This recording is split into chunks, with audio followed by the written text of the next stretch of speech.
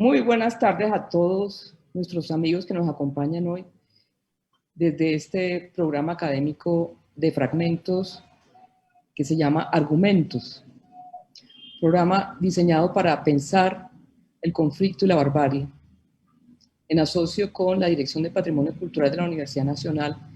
Quiero saludar a nuestros amigos del Ministerio de Cultura, al Museo Nacional, por supuesto a nuestra querida Juliana Restrepo, directora del museo, a Doris Salcedo, a todo el equipo de fragmentos de la Dirección de Patrimonio, al profesor Francisco Gutiérrez Sanín, que hoy nos hace el grandísimo honor de contribuir a este espacio con sus lúcidas aportaciones de 30 años de estudio y de publicaciones innumerables que ahora les voy a contar. Argumentos está organizado para proveernos de herramientas para hacer pensable lo que no hemos podido pensar con eficacia, que es la barbarie. Vivimos inmersos entre cuerpos, una sociedad que es donde aparecen cuerpos incluso para la diversión, masivamente, globalmente. Pero no los pensamos. No pensamos qué significa ese cuerpo vejado, esa violencia extrema. Nos conmina la conciencia, el momento histórico del mundo y de Colombia a pensar la barbarie, con argumentos, como se titula este ciclo, como se titula este programa. Los argumentos provienen de conceptos, especialmente desde la filosofía y desde el arte, también desde la sociología, como en este caso, invitando a los que los instituyen, los analizan, los configuran, los nombran, los publican, los divulgan. Estamos invitando directamente a esos autores de estos conceptos indispensables en esta coyuntura vital. Los conceptos, decía Foucault, son útiles para cada sociedad y para cada momento.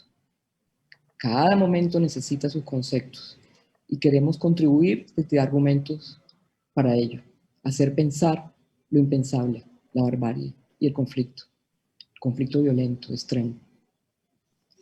Francisco Gutiérrez Sanín es el director del Observatorio de Restitución de Tierras de la Universidad Nacional, profesor de la Universidad Nacional y de otras instituciones, como ustedes van a ver.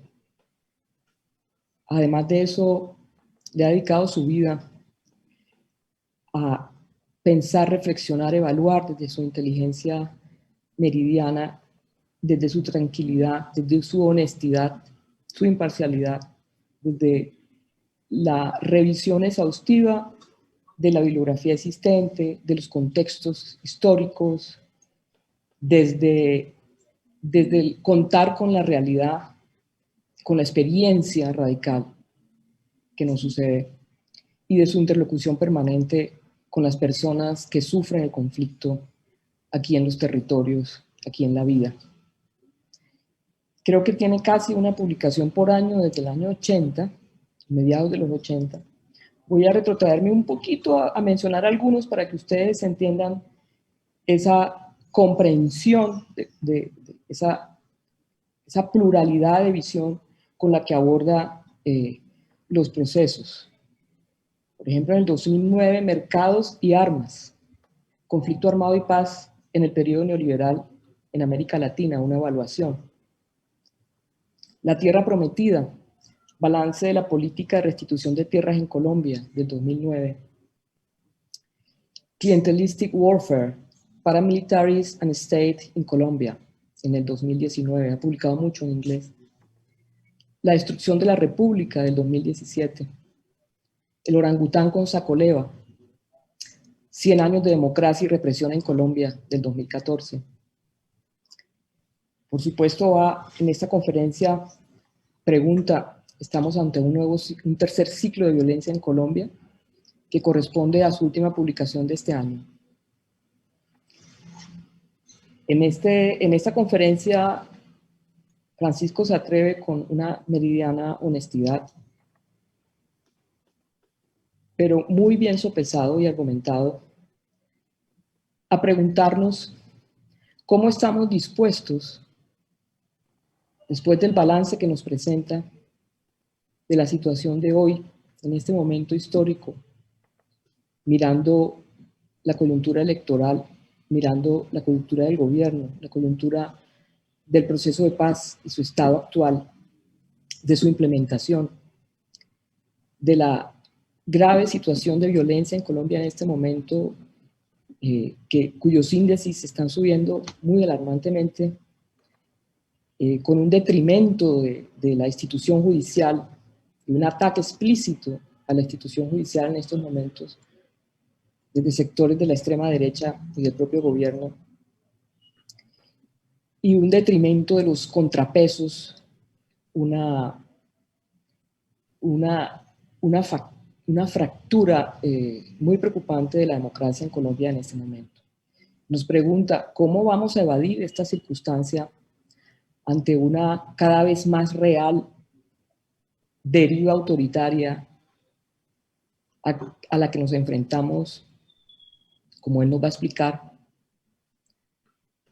por un gobierno instaurado de extrema derecha que no se siente fuerte, que parece que fuera una minoría. Frente a esta coyuntura, ¿cómo vamos a nosotros reaccionar? ¿Cómo estamos dispuestos a aportar para que la democracia colombiana siga adelante, al menos como ha venido haciendo en las últimas décadas, con una precaria democracia, pero funcionando en contrapesos, competitiva, con un sistema económico que sigue adelante?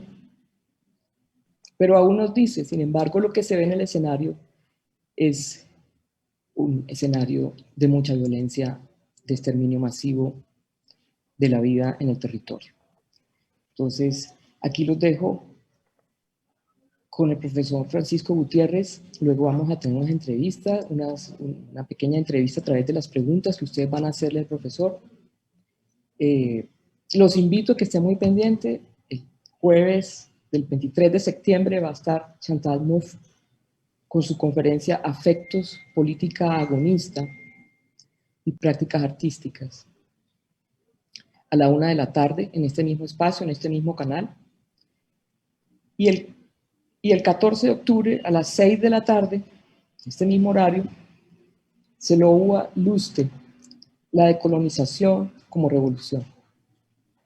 Entonces, muchísimas gracias otra vez por acompañarnos, como siempre, a estos debates tan cruciales para nuestra vida social. Adelante, profesor Francisco. Muchísimas gracias, es realmente un gran honor estar aquí. Muchas gracias por la generosa acogida y palabras, y sin más preámbulos, démosle curso al programa. Gracias. Pues realmente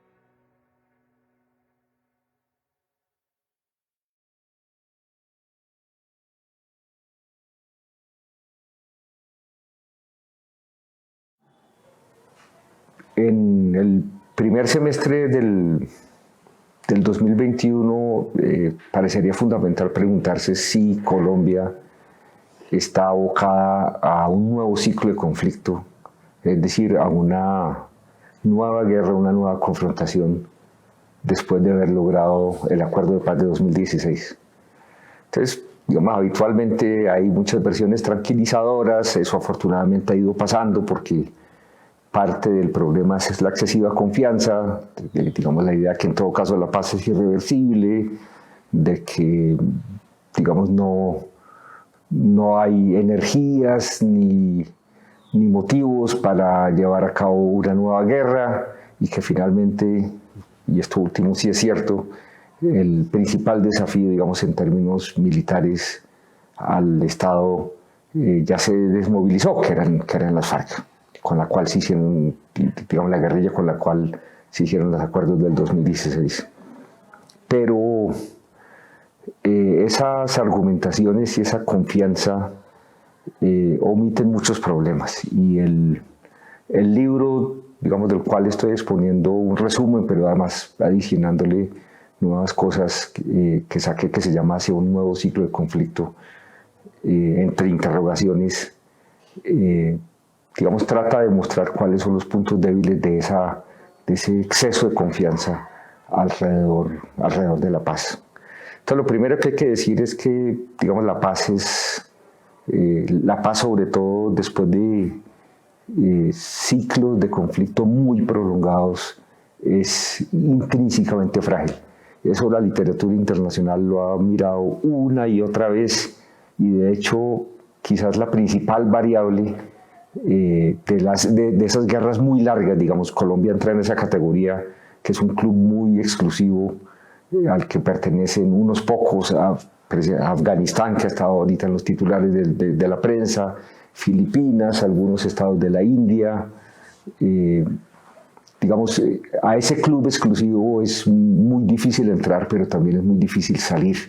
Y lo que muestra una y otra vez la literatura internacional es que la variable, digamos, de la duración es uno de los principales referentes y uno de los principales factores de peligro, de riesgo para volver a recaer.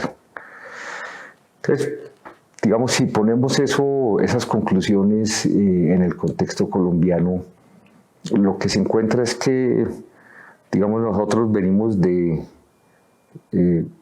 dos largos ciclos de conflicto. Obviamente, digamos, las periodizaciones pueden cambiar, eso, hay debates naturales alrededor de la periodización. Seguramente no haya periodizaciones buenas o malas, sino cómodas o incómodas y buenas para uno u otro propósito. Entonces, una periodización que parece eminentemente plausible es ver ese periodo que se conoce como la violencia con B mayúscula, según la cual, digamos, los líderes de los dos partidos tradicionales lo llamaron una guerra civil no declarada. Y después vino, digamos, ese periodo entre más, podemos decir, finales de los 60s y los 80s, en donde se activó una guerra de larga duración que terminó en 2016 con el acuerdo entre el gobierno de las FARC, que se puede llamar la guerra insurgente, contrainsurgente. El primer ciclo de violencia, y eso nos deja muchas lecciones, terminó a través de un acuerdo entre los partidos políticos, pero también, como lo ha mostrado repetidamente la literatura sobre el caso colombiano, etcétera, terminó, digamos, tratando de cocinar una suerte de arreglo entre los campesinos radicalizados que después constituirían las FARC y el gobierno nacional. Y ese acuerdo más o menos funcionó, pero fue brutalmente hostilizado por distintos sectores de las élites económicas y políticas que se oponían a las reformas sociales a las que, digamos, este pacto de paz estaba asociado, y que se oponían también a la sola idea de enfrentar a ese grupo de campesinos radicalizados por un medio distinto al de la violencia. Y muchas personas advirtieron sobre los efectos de largo plazo que eso podría tener sobre nuestro país. De hecho, tanto a izquierda como en el centro, como a la derecha, y también distintos intelectuales advirtieron sobre los peligros de no atenerse a esa dinámica pacifista sobre la cual estaban montados, y sobre eso casi que no hay lugar a debate razonable, tanto el gobierno como los campesinos liberales radicalizados que después constituirían la paz. Y cuando uno compara las retóricas de ese entonces, las retóricas antipacifistas de ese entonces y las de hoy, son en esencia idénticas, lo mismo de miopes y lo mismo de desconsideradas con respecto de las perspectivas de las generaciones futuras. Incluso encontramos recursos retóricos muy similares a los de hoy. Entonces también se hablaba de los bandoleros como máquinas de guerra.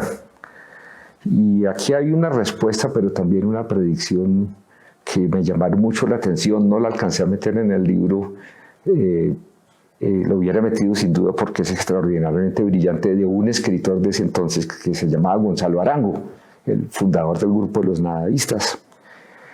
Y entonces cuando mataron a Desquite, que era de hecho un bandolero bastante sangriento, un bandolero liberal, muchas personas celebraron esto bailando sobre su tumba, y Gonzalo Arango escribió una especie de canto funerario a la muerte de Desquite. Y termina de la siguiente manera, y yo digamos, planteo una pregunta que creo que está plenamente vigente, la planteó en el 64, es decir, unos 2 años antes de la fundación de las principales guerrillas que después durante 50 años estarían combatiendo al Estado. Dijo: ¿habrá manera de que Colombia, en lugar de matar a sus hijos, haga la vida digna de vivir? Si Colombia no puede responder a esta pregunta, entonces profetizo una tragedia. Desquite resucitará y la tierra volverá a ser regada de sangre, dolor y lágrimas. Y a esta gente que estaba poniendo esas señales de alarma las estigmatizaron permanentemente, las silenciaron, y efectivamente Colombia volvió, digamos, a una recaída en la medida en que estos Tiro Fijo, yo muestro ahí en el libro, Tiro Fijo llegó a ser inspector de carreteras, etcétera, etcétera. Y estos campesinos que estaban pidiendo sobre todo como presencia del Estado, etcétera, etcétera, en términos de bienes públicos, de distintos accesos, fueron hostilizados y terminaron formando la FARC. Entonces, digamos, para entender por qué estos 2 ciclos de conflicto pesan tan fuertemente sobre nuestros hombros, hay que entender porque, digamos, en la sociedad colombiana esto se ha debatido, que en Colombia hubo en efecto una guerra civil. Digamos, hay algunos que han tratado de crear una versión distinta, pero con criterios que realmente son muy difíciles de sustentar, muy flojos, muy implausibles. Más interesante ha sido el desafío que se ha planteado desde el punto de vista, digamos, de esta interpretación de la ciencia política que estuvo tan de moda a finales de los 90 y principios de la primera década de este siglo, en donde se decía que las guerras civiles ocurrían más por captura de recursos que por, digamos, alguna motivación política. Y eso en Colombia pegó muy bien y, digamos, de hecho casó perfectamente con la interpretación oficiosa según la cual las FARC eran un cartel más del narcotráfico, etcétera, etcétera. Pero este discurso, digamos, esta retórica pública es poco plausible, entre otras cosas, por la sencilla razón de que cuando las FARC estaban realmente actuando, muchas veces crearon situaciones de pánico por la toma del poder. Ahí yo relato, por ejemplo, cuando la revista Semana, que sacó un reportaje diciendo que la FARC tenía rodeada a Bogotá. Eso generó pues una especie de oleada de pánico entre los lectores de la revista, entre las élites económicas y políticas. Y después uno ve retrospectiva y efectivamente tenían el plan de tomarse a Bogotá, y muchas veces el Bolo Jojoy intentó hacerlo sin éxito, pero hacía parte, digamos, del formato mental y la estrategia de esa guerrilla. Entonces, lo que uno ve es que, digamos, la intención retrospectiva de tratar de adaptar la evidencia para decir que la FARC solamente estaba interesada en el narcotráfico es bastante floja y simplemente no corresponde con la experiencia vivida ni por los guerrilleros, ni por los soldados, ni por la población en ese periodo histórico. Y más bien lo que hace es resaltar un hecho que es más o menos obvio, y es que las guerrillas, como también los paramilitares y, hay que decirlo, también un sector significativo del Estado, estaban articulados a los circuitos económicos de las economías ilegales, no solamente el narcotráfico, sino minería ilegal, etcétera, etcétera. Ahora, dicho esto, hay que hacer énfasis en que, digamos, esa teoría de Collier ha sido fuertemente combatida, ha sido refutada en muchos ámbitos, con muchas metodologías, incluyendo las cuantitativas, y tanto Collier como sus coautores en 2007-2008 retrotrajeron su posición explícitamente, cosa que no se ha dicho en el contexto colombiano y que me sorprende, diciendo no, la motivación real no es digamos, la captura de rentas. Lo que nosotros estamos diciendo es simplemente que digamos, hay más razones para persistir en el conflicto si uno tiene recursos financieros, cosa que es mucho menos fuerte, mucho más obvia y mucho más plausible, pero que naturalmente ahí no sirve ya para decir que Colombia no estaba en guerra. Ahora bien, ¿cuáles son los factores, digamos, que podrían incidir sobre la reincidencia? Entonces, uno de ellos bastante obvio es simplemente el incumplimiento del acuerdo de paz. Y una vez más, la literatura internacional, también de hecho hay muy buena literatura en Colombia sobre nuestros distintos esfuerzos pacifistas, muestra que esos incumplimientos son uno de los factores que más incide en el riesgo de recaída en un conflicto. Entonces, para, digamos, valorar hasta qué punto se ha incumplido o no incumplido el conflicto, hay que tener en cuenta, o más bien prevenir, dos posibles contraargumentos, que son los siguientes. El primero de ellos es que el acuerdo firmado en 2016 era un acuerdo extraordinariamente radical, revolucionario, que ha transformado el conjunto de la sociedad, etcétera, cosa que se llegó a denunciar, o que también se llegó a anunciar que las críticas al cumplimiento podían estar basadas, digamos, en una aspiración reformista radical y cosas por el estilo. Pero eso simplemente no es cierto. De hecho, las aspiraciones reformistas del acuerdo de 2016 no eran ni muy grandes, naturalmente no eran exageradas, ni estaban desconectadas del conjunto del contexto colombiano.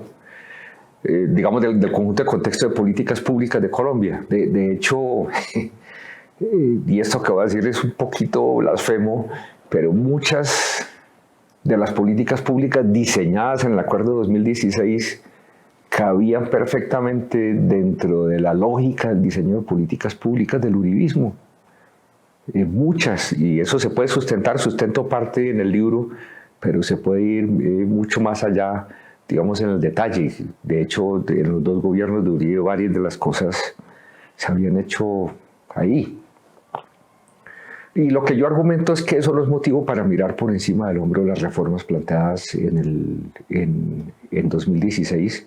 Por el contrario, hay que destacarlas porque son reformas, digamos, que apelan a transformaciones civilizacionales básicas, a cosas muy, muy fundamentales, como la clarificación de los derechos de propiedad sobre la tierra,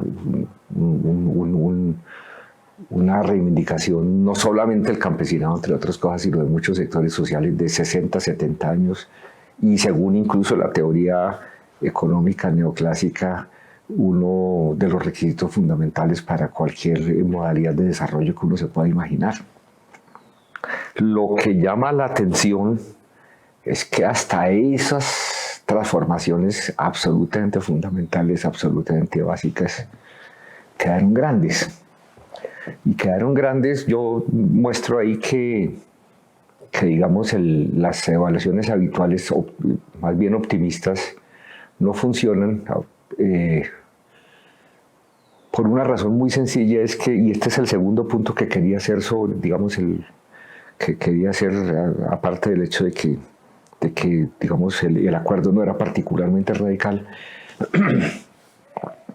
y es que muchas de esas evaluaciones adoptan un punto de vista puramente aditivo y además un punto de vista aditivo basado en acciones y no en resultados. Entonces yo hice 5, 6, 7 talleres y eso muestra que hice 7 actividades a favor de la paz y entonces sugiere que estamos en pleno proceso de cumplimiento. E incluso si no se midiera por actividades sino por resultados, habría un problema, es que los resultados tienen una jerarquía. Yo pongo ahí un ejemplo que digamos un poquito espantoso, pero que sí vale la pena recordarlo. Y es la señora que se casa con un marido que es razonablemente buena persona, digamos, durante la mayoría del tiempo, y saca a pasear al perro y es afable. Pero resulta que cada 15 días se pegó una borrachera tremenda y le da unas palizas de espanto a la señora.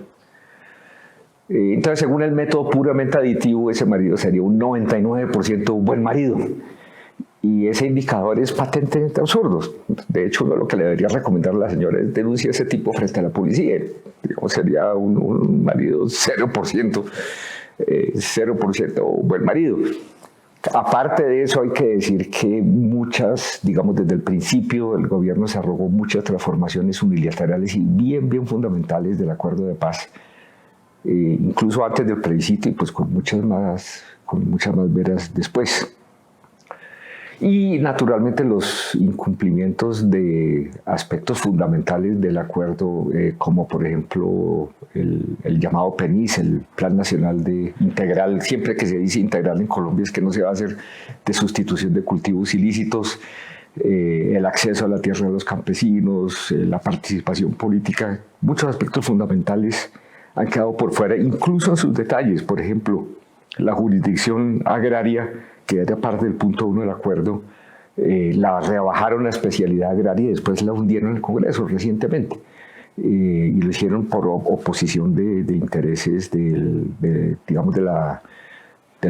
sector agrario del partido de gobierno, que explícita y públicamente se opuso a eso porque podía generar problemas. Entonces, incluso aspectos inofensivos o muy fundamentales, como por ejemplo ese de la jurisdicción agraria, como por ejemplo crear un catastro que merezca ese nombre, que es llevar simplemente el sistema métrico decimal al campo colombiano, generaron unas oposiciones acerbas y en muchos casos exitosas.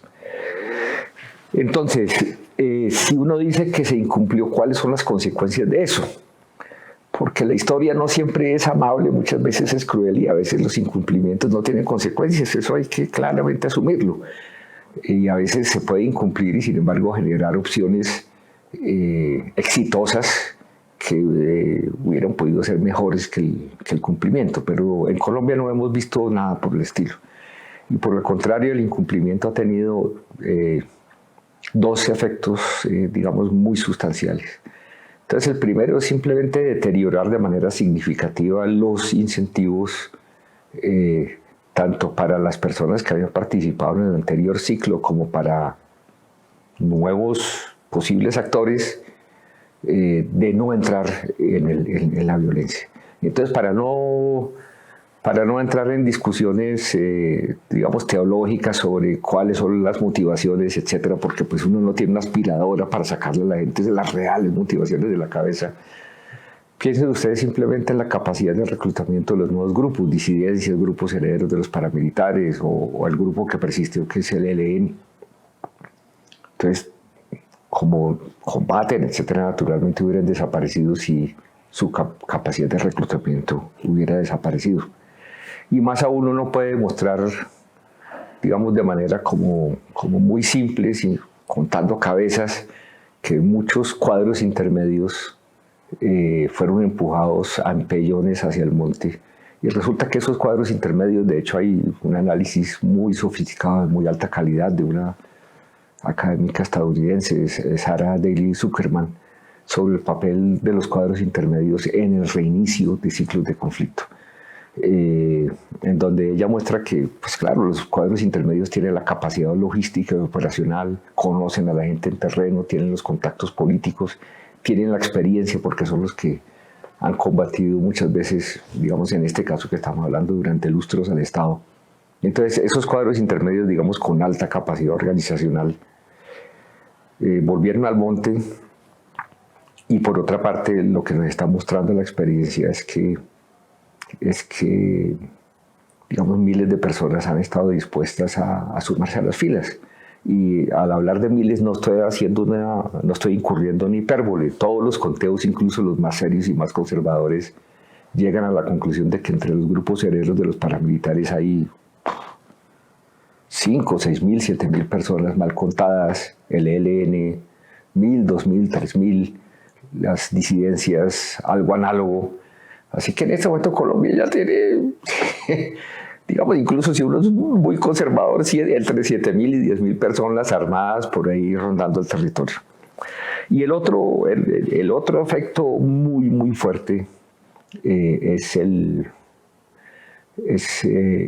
que, digamos, una guerra de 50 años o 2 ciclos de violencia acumulada que suman 70, 80 años no pudo haber ocurrido, no pudieron haber tenido lugar por casualidad.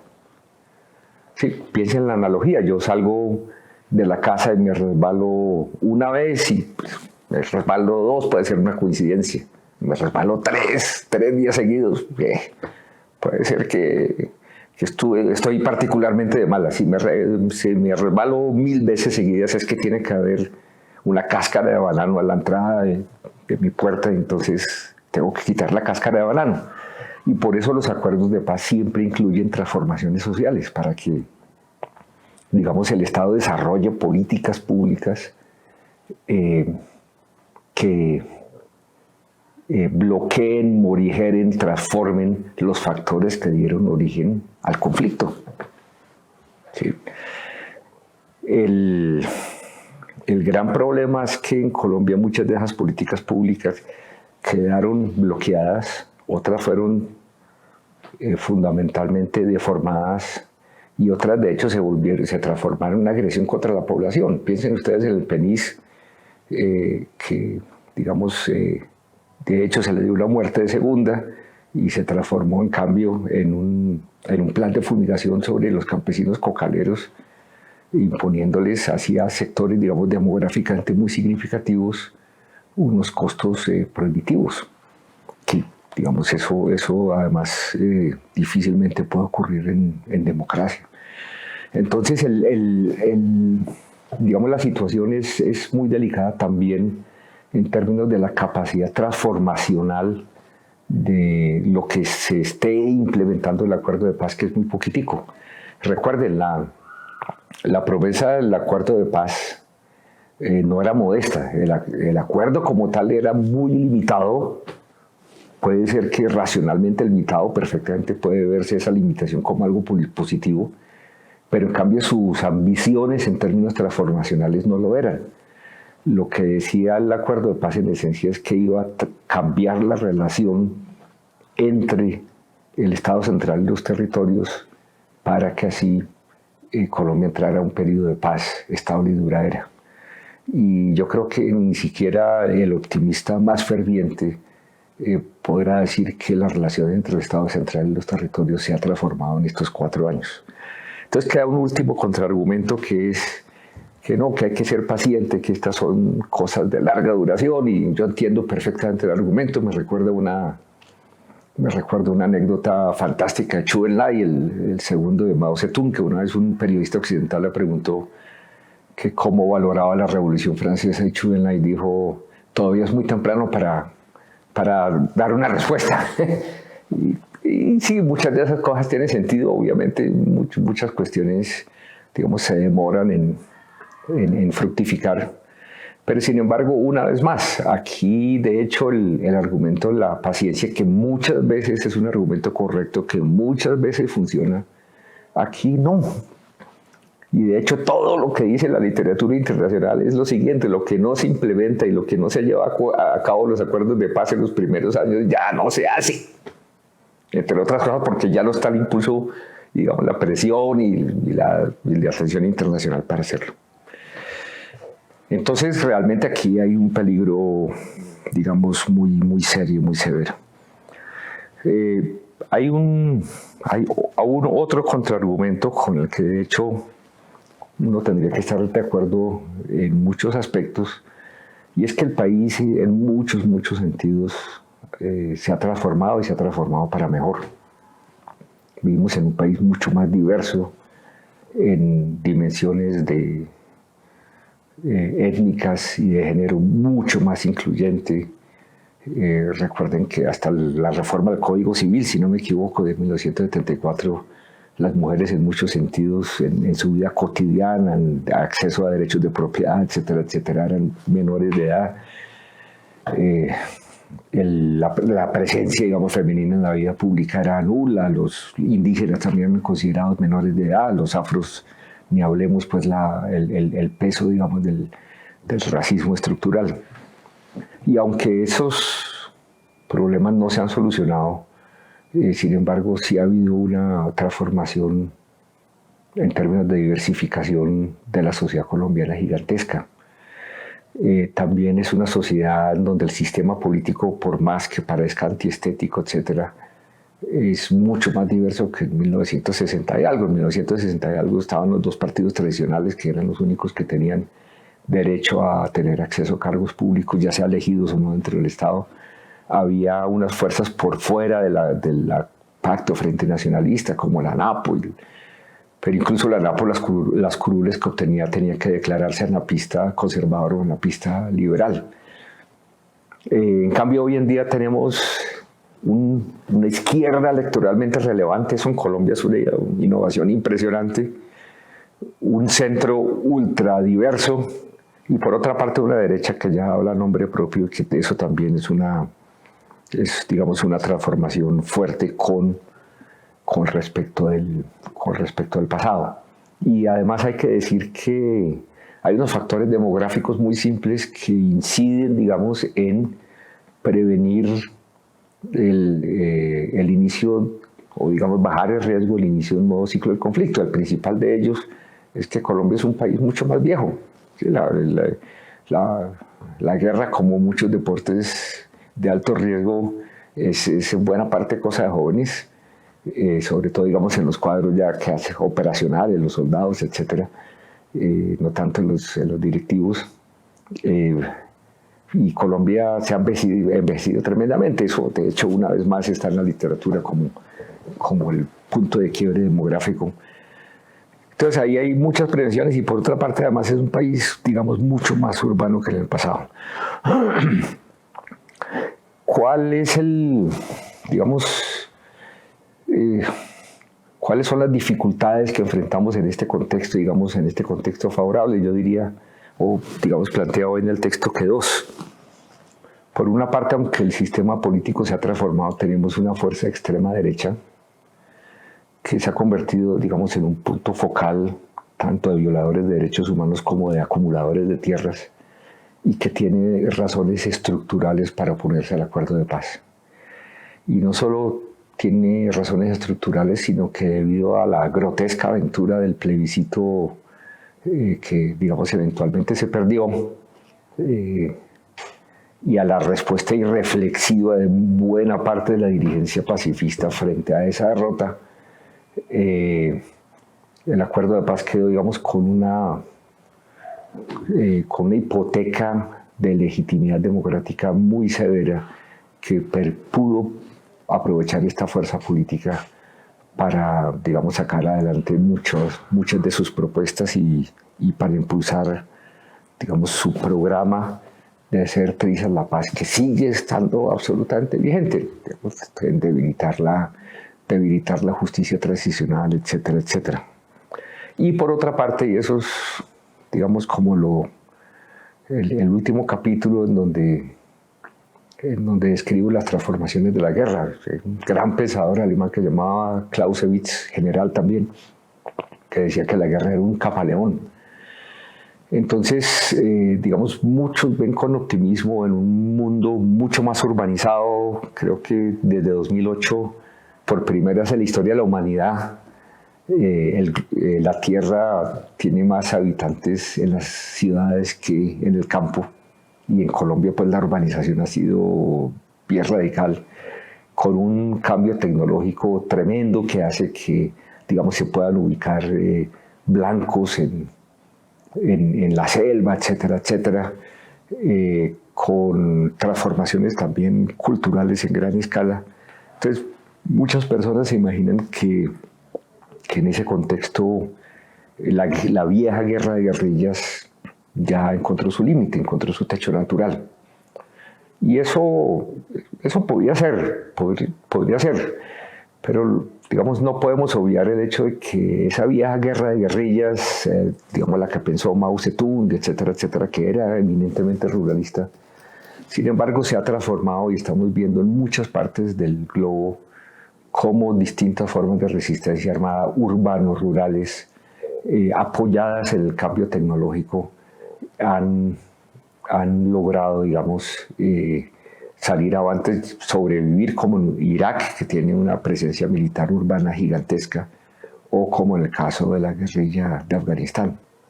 Entonces, la guerra, ya sea desde abajo, también la violencia desde arriba, por supuesto que de eso hemos visto mucho en Colombia, está todavía vigente, digamos, no es un fenómeno que vaya a desaparecer de la noche a la mañana. Y todos estos peligros acumulados, sumados a otros adicionales que yo no alcancé a contemplar, digamos, en el libro, simplemente porque no se habían desplegado en toda su intensidad, como una respuesta, digamos, abiertamente homicida a demandas sociales en las grandes ciudades, genera la posibilidad de escenarios de continuidad de conflicto que, exactamente igual como sucedió en el tránsito del primer al segundo ciclo de conflicto, es decir, de la violencia con B mayúscula a la guerra contrainsurgente, no constituyen la repetición mecánica de los motivos del ciclo anterior.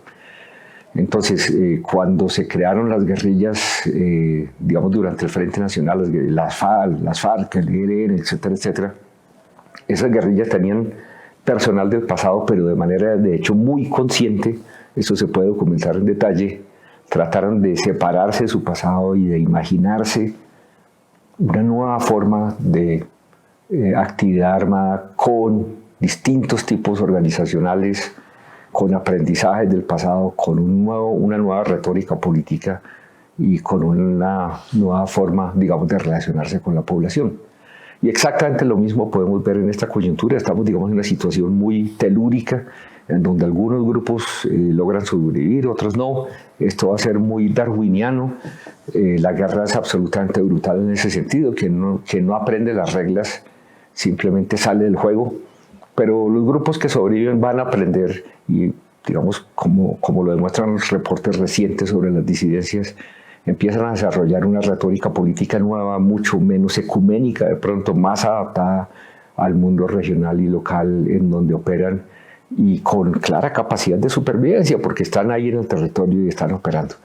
El contraargumento de que simplemente son grupos narcotraficantes es una fantasía, es una repetición también mecánica de lo que se decía en la década de los 60 y constituye una caracterización, digamos, muy limitada, muy poco plausible, que no explica por qué, digamos, siguen operando. Si yo soy narco, digamos, me centro en mis negocios, no voy a llamar la atención al gobierno, entonces tiene que haber algo más, y ese algo más que está ahí y que, digamos, al que no apelan las retóricas ni las políticas públicas actuales, puede desarrollarse y salirse de madre.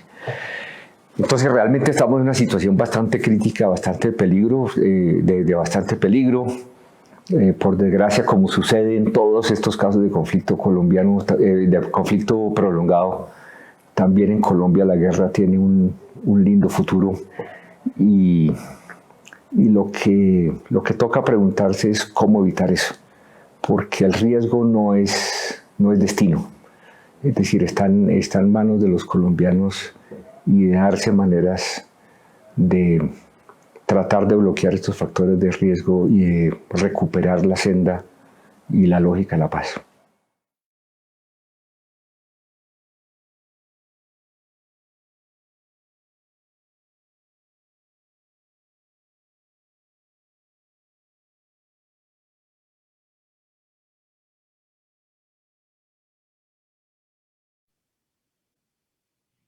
Gracias, Francisco. Tenemos una lista de preguntas muy extensa.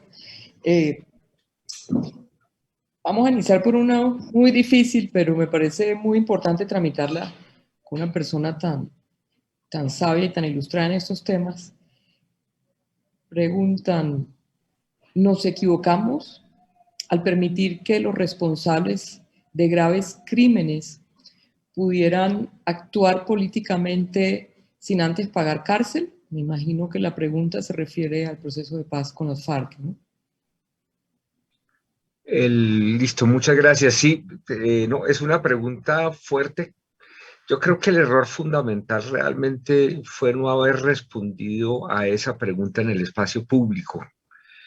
Digamos, se podían, todos los sondeos de opinión mostraban que los colombianos tenían muchas dudas o incluso dificultades para aceptar eso, pero era, digamos, tarea y responsabilidad de los gestores y de los arquitectos del proceso de paz de explicar públicamente por qué eso era necesario. De hecho, yo creo que era necesario aceptar esa participación política por una sencilla razón, que digamos que hace que el lugar de los FARC en toda esta trayectoria de procesos de paz sea específico, y es que, digamos, realmente era una voz muchas veces distorsionada por la violencia y efectivamente, como dice la persona que pregunta, por toda una trayectoria de violaciones a veces extremas de los derechos humanos, pero era una voz que el país no había escuchado, que el país tenía que escuchar. Y era una voz que, digamos, hundía sus raíces en un conflicto agrario que no salió de la nada. Y en ese sentido se necesitaba un balance entre justicia e inclusión. Y, digamos, el proceso de paz ofreció ese balance, digamos, no hay ningún balance perfecto, pero lo que falló fue no explicar y no tomar el toro por los cuernos y debatir públicamente por qué ese balance específico era el necesario y no otro, sino que se respondió con generalidades de que todos los acuerdos eran imperfectos, etcétera, etcétera, por parte de los principales gestores del acuerdo. Y yo creo que eso fue un problema fatal, porque abrió la puerta a toda clase de desafíos y de críticas, muchas de ellas acerbas, basadas en el odio al proceso de paz. Sí, en ese sentido, aquí Camilo Celis nos pregunta que si nos puedes ayudar profundizando un poco cuando haces referencia a que existe un desarrollo y un potencial programa para la transformación y el disciplinamiento del aparato educativo, ¿no? Que sí, yo pienso que va un poco también, hay una serie de preguntas en torno también a eso que tú te referías de hipotecar, que el proceso de paz está hipotecado por esa consulta que tú mismo consideras un error, ese plebiscito que muchos en el chat están diciendo que dividió al país entre amigos y enemigos de la paz. ¿Cómo ves tú esta formación cultural y esta avanzada de un programa educativo para generar como estos discursos, anclarlos en las comunidades más jóvenes de Colombia? Pues, digamos, una primera constatación bien importante es que en realidad todos los acuerdos de paz dividen a las sociedades en las que se producen.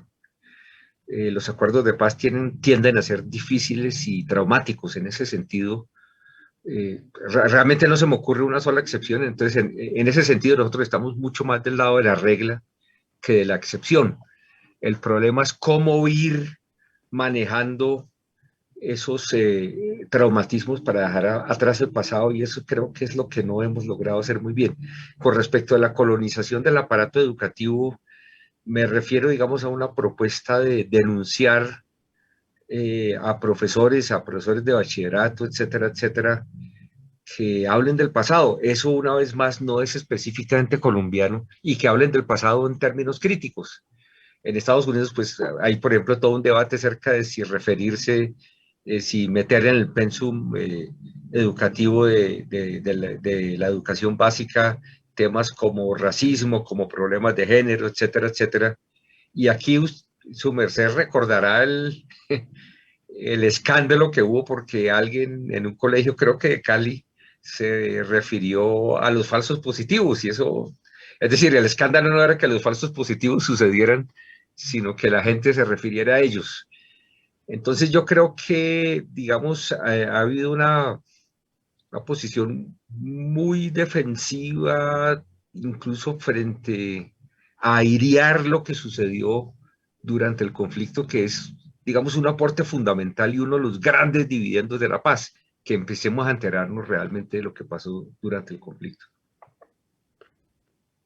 Sí, tú haces una referencia a que hay un incumplimiento en la implementación de los acuerdos, ¿no? Que no han sido correctamente implementados, muy lentos, y además todo lo que tiene que ver con restitución de tierras, acceso a la tierra, todo esto del catastro y todo lo que está en el primer del acuerdo con referencia a la jurisdicción agraria, que fue transformada en el Congreso. Tú te refieres a todos estos incumplimientos y nos preguntan en el chat, ¿crees que la guerrilla de las FARC ha cumplido? La guerrilla desmovilizada, la guerrilla que firmó los acuerdos y que se encuentra en proceso de integrarse a la vida política y social de Colombia. Eso es una pregunta muy fuerte. Muy importante. Yo creo que, digamos, el grueso de los combatientes ha cumplido bastante, incluso exponiendo su vida. Digamos, las dos áreas posibles de incumplimiento que tocaría discutir sería, digamos, frente a la verdad, pero la gran ventaja es que los diseños institucionales de la justicia transicional, digamos, obligan a los excombatientes a decir la verdad y si no, las consecuencias son severas. Y por otra parte, digamos, en términos económicos y de patrimonio, que ahí ha habido una discusión muy confusa y no ha habido claridad. Pero yo creo que, digamos, desde el principio, sí, porque incluso estaban en un sistema de incentivos muy, digamos, que amarraba mucho a la dirección de la guerrilla desmovilizada. Entonces, desde el principio, digamos, el liderazgo o los liderazgos ahorita que las fuerzas políticas que provienen de esa guerrilla se han fraccionado. Los liderazgos que actúan en la legalidad realmente no han coqueteado una sola vez con la idea de combinación de todas las formas de lucha, que era un temor real y un temor legítimo de parte de la sociedad. Entonces yo creo que la duda es con respecto de la verdad, ¿sí? Y ahí hay interrogantes reales y naturalmente hay que ver cómo se resuelven esos interrogantes. Pero hasta el momento, digamos, con respecto de adherirse a una política pacífica, una política sin vínculos con grupos armados, creo que ahí básicamente el balance es más bien positivo. Sí, quisieran escuchar un poco ese balance positivo, eso que mencionas. Sí, porque es que si, de hecho, si no fueran positivos nos hubiéramos enterado, ¿no? Porque hay mucha gente muy pendiente, digamos, de las más pequeñas fallas por parte de los pacifistas de ambos lados de la barricada, a propósito no solo de la guerrilla, sino también, digamos, de los del lado gubernamental, para exponerlas. Y realmente si, digamos, hubiera habido un involucramiento siquiera significativo de los distintos lugares de la jerarquía, digamos, del grupo, digamos, de los grupos que heredan este proceso de paz, nos hubiéramos enterado, pero realmente no tenemos ninguna evidencia siquiera significativa de que ese involucramiento sea grande. Eso es muy importante, la gente, estas cosas son muy simples y muchas veces uno pasa por encima, digamos, de la significación de estos compromisos, pero realmente es muy importante que digamos, ha habido obviamente una removilización gota a gota, pero el grueso, digamos, de aquellos que se expresan en público, el grueso de la voluntad política de la guerrilla ha estado, digamos, de parte de mantenerse en el proceso de paz. A pesar de los incumplimientos, digamos, hay que recordar que este proceso de paz es muy asimétrico, ¿no? No es como en Afganistán, en donde la guerrilla era muy poderosa, el gobierno era débil, entonces uno decía, son dos jugadores, digamos, con un peso similar. Aquí realmente la diferencia era muy, muy grandota y sin embargo, digamos, lo que hemos visto es un cumplimiento, digamos, aceptable, por lo menos de los términos de mantenerse dentro de la vida legal y dentro de una actividad básicamente pacífica. Sí, y en esa misma dirección preguntan, ¿qué opinas del asesinato que parece sistemático de los excombatientes de las FARC? Bueno, eso es una parte muy fuerte de los incumplimientos, porque por supuesto que si, digamos, uno firma un acuerdo de paz del lado de un Estado, una de sus obligaciones es preservar la vida de los excombatientes. Nos descuidamos un poquito y obviamente podemos estar frente a una tragedia que, digamos, de las muchas que hemos observado y que muchos de los exfarianos tenían en la cabeza pensando, por ejemplo, en la UP, etcétera, etcétera. Ahora, hay que decir, y esto hay que decirlo claramente, que muchos de esos asesinatos provienen, digamos, de disidencias, provienen de distintos grupos que están luchando por controlar el territorio, es decir, que la fuente no es solamente ataques, digamos, ataques contra su identidad política de parte de sus viejos adversarios, pero sin embargo, el Estado tiene que responder por la vida de estas personas y no puede simplemente recostarse en una terminología estilo fuerzas oscuras, etcétera, etcétera. Y lo que uno ha visto es que, por una parte, digamos, esfuerzo medio consciente o consciente de sabotear muchos de los términos del acuerdo, pero por otra parte, no ha habido la capacidad de controlar los nuevos factores de actividad armada que han ido surgiendo. Sí, ya se nos acabó el tiempo, pero tengo tantas preguntas aquí. Hay una gran inquietud. Nosotros tenemos una gran audiencia muy joven de cómo ves tú la juventud en medio de esta coyuntura, cómo está reaccionando. Hay como una necesidad de renovar esos viejos discursos arcaicos, dice directamente la persona que pregunta, a lo que tú has mencionado de estas legitimaciones de la violencia, todas sus terminologías de fuerzas oscuras, todo esto que estás mencionando. ¿Cómo la juventud está jugando aquí? ¿Cómo ves tú este desenlace y cómo ves la participación de la juventud hacia adelante para apoyar estos procesos que cobren fuerza y luz? Yo lo veo con mucho, mucho optimismo. A mí siempre me ponen el rótulo de pesimista, pero no lo soy. No lo soy, de hecho, digamos, me gustaría, es decir, simplemente creo que una cosa que un analista político no puede dejar de hacer es mirar los factores de poder con brutalidad, pero con una, digamos, de manera muy directa, sin hacerse ilusiones, pero yo veo, digamos, el papel de la juventud colombiana con mucho optimismo. Primero porque digamos, ha sido una juventud muy casada con la paz, una juventud que se ha dado nuevas formas de movilización y de expresión, y una juventud que además efectivamente está mirando hacia el futuro y está superando estos discursos, digamos, del pasado. Además es una juventud con los métodos de comunicación distintos. Yo no le tengo ninguna hostilidad gratuita a la red, a Twitter, etcétera, etcétera. De hecho, lo que uno ve es que, y esto lo ve uno con la encuesta de cultura política del DANE, por ejemplo, hay una conexión muy fuerte entre tener sentido crítico y no comunicarse con los medios o no obtener su información política a través de los medios de comunicación convencionales. Entonces, digamos, la juventud actual está parada sobre, digamos, unos supuestos nuevos muy interesantes, muy valiosos, y una voluntad real de paz. Peligros reales que tiene, por una parte, digamos, entrar a un canal o a una dinámica de movilización que sea puramente expresiva.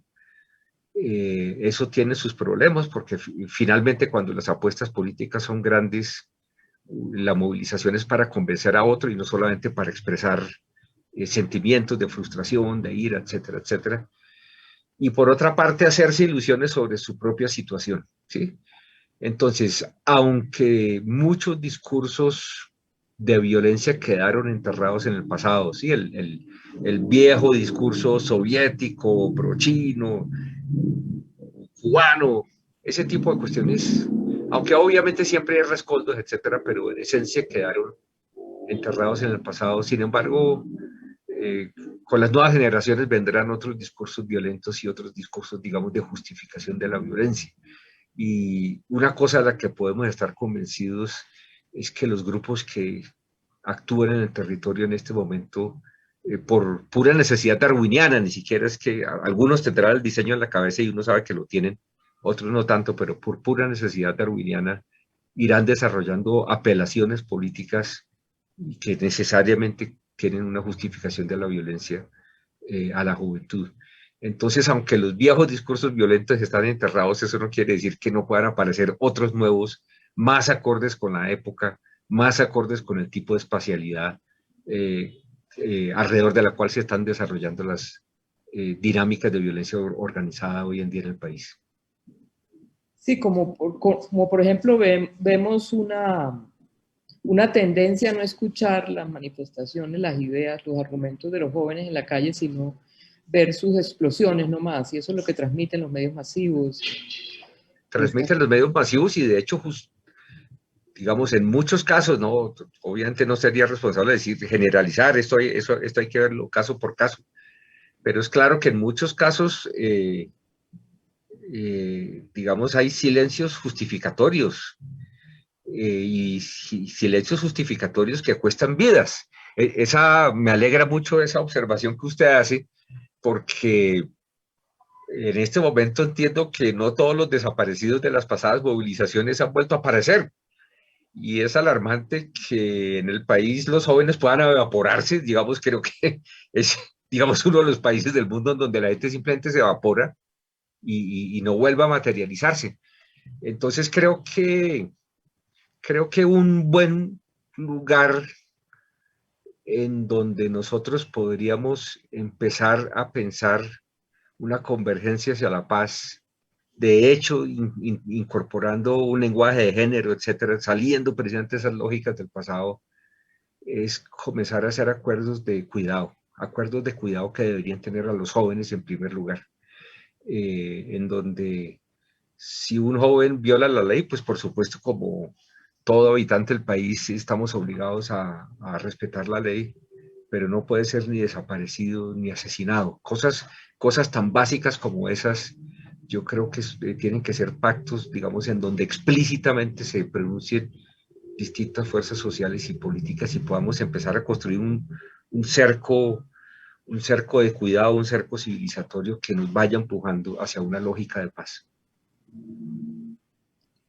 Sí, es muy preocupante esa circunstancia. Tú mencionabas que el país es más urbano, ¿no?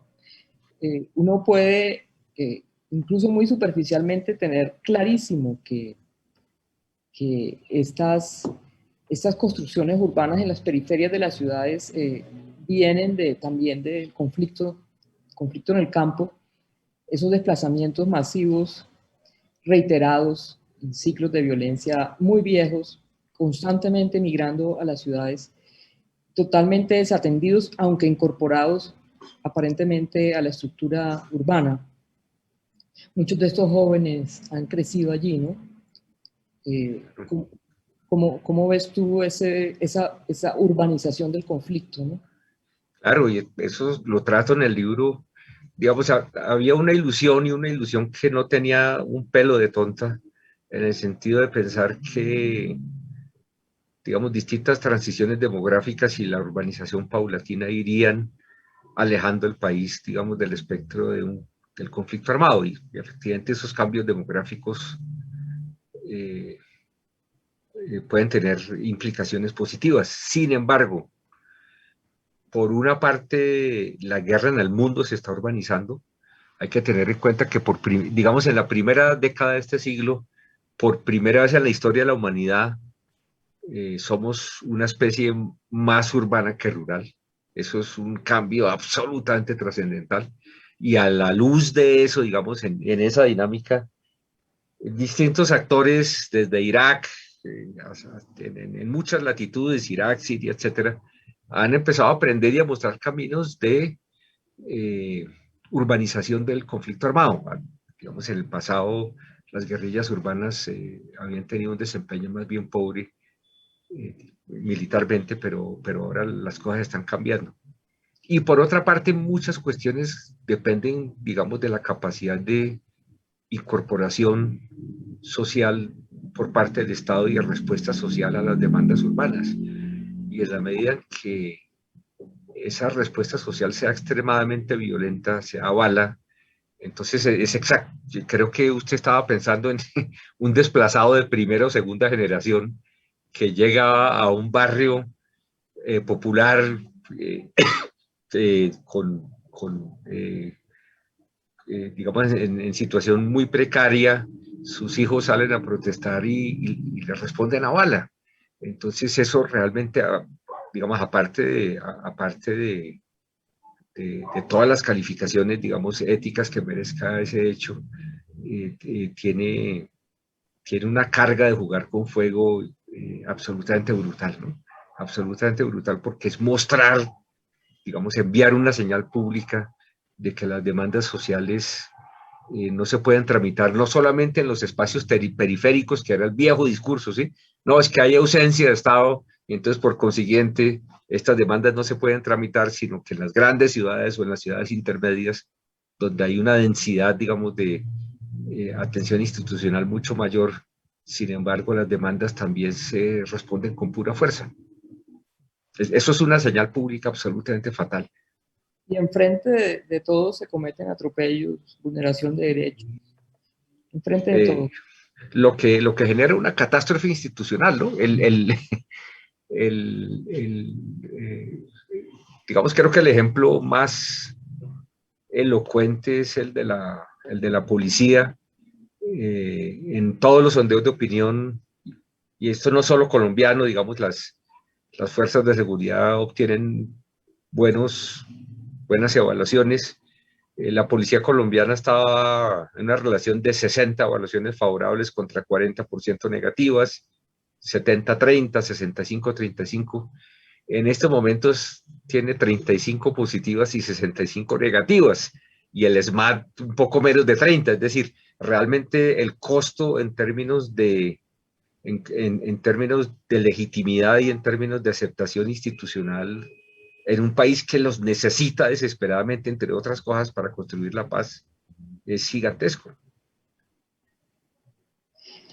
Bueno, nos tenemos que ir, pero yo te conozco muy, muy conmovido por todo lo que está sucediendo.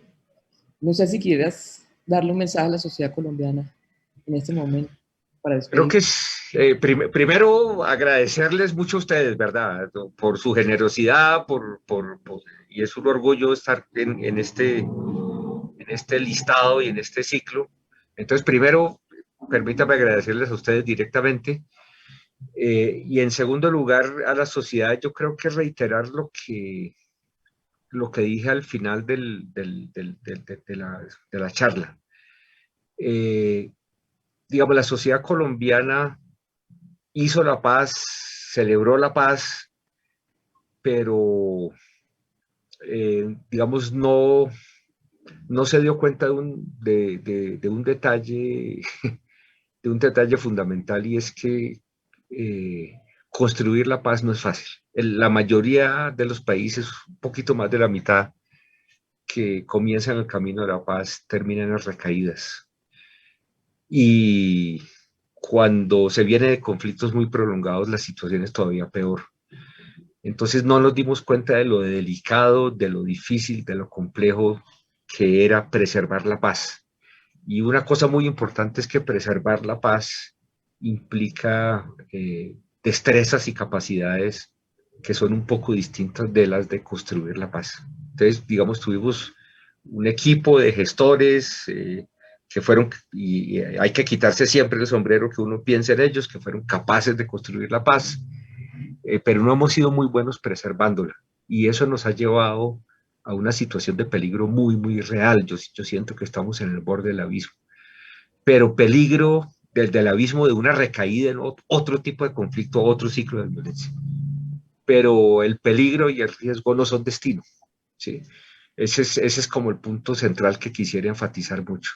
Y en la medida en que no son destino, yo creo que, digamos, estos peligros nos ponen a todos los ciudadanos de este país frente a la pregunta de qué podemos hacer cada uno de nosotros desde donde estamos para preservar la paz, para reversar las dinámicas negativas y para construir, digamos, las capacidades que nos permitan volver a las luchas políticas que son inevitables en un país muy desigual, etcétera, etcétera, pero dentro de un espacio público en donde la violencia no tenga lugar, sino en donde demandas fuertes, movilizaciones, etcétera, puedan tramitarse de manera institucional y sin grandes costos humanos. Bueno, Francisco, mil gracias por acompañarnos, por tu generoso aporte de argumentos, por tu valioso tiempo, por tus pensamientos y sobre todo gracias por el trabajo que vienes haciendo por décadas incansablemente. Gracias. Hasta luego.